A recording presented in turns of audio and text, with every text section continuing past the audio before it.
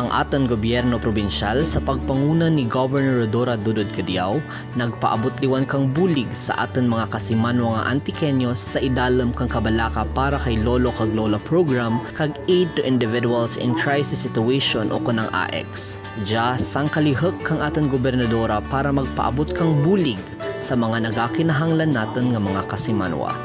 38 ka mga benepisyaryo kang kabalaka program kag 25 ka benepisyaryo kang AX ang nag-abot kay ina kang aga sa aton Kapitolyo para magbaton personal halin kay Governor Cadiao kang amudya nga pinansyal nga bulig.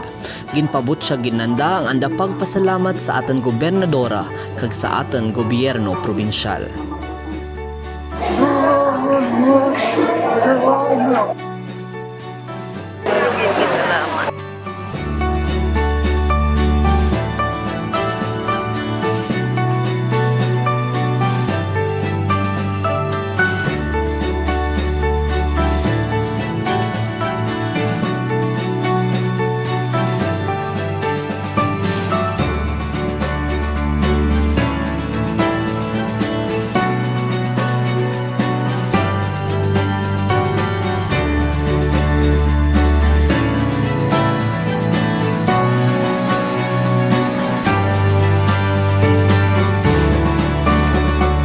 Si Governor Cadiao nagakalipay gid sa pagpaabot kang bulig kang aton gobyerno para sa aton mga kasimanwa nga Antikenyos kag tana may mga pahanumdum sa mga Antikenyos sa tiun kang pandemya.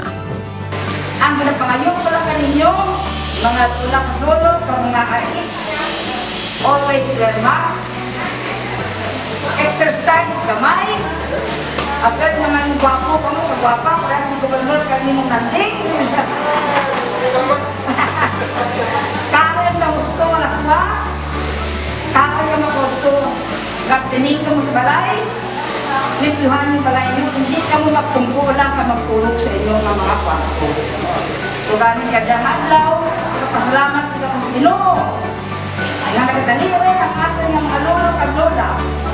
Ay sa witness, nagtuman ako sa lolo kaya nagtag. Nagkumita, malaptag, kakamudya, ayuda, para sa ating kabugtuan ko sa Lord. So bisan may COVID, business as usual kita sa ating. Baka mo kayo ng gatas, kagamay ng pasalubong para sa inyo mga apo. Okay? So salamat Ginoo, salamat din sa pagparangga mo sa mga Antikenyos. Salamat.